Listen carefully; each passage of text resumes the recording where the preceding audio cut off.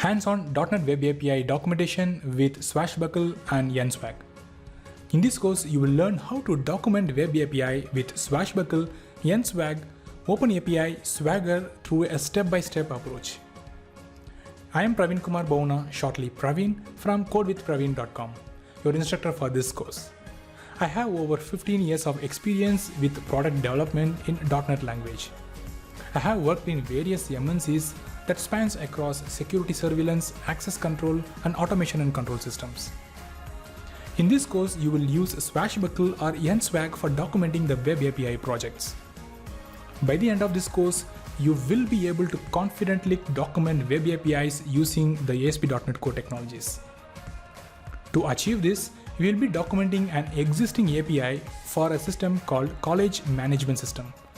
This exposes some of the APIs for building a college management system. So we will be building a documentation for this specific Web API throughout this course.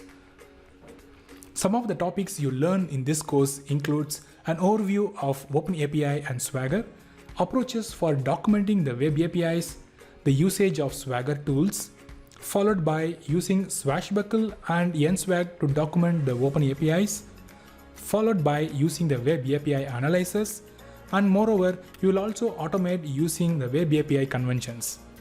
Finally, you will document the APIs for the multiple versions supported in a Web API project. As a prerequisite, I expect you to know a little bit about building Web APIs in ASP.NET Core.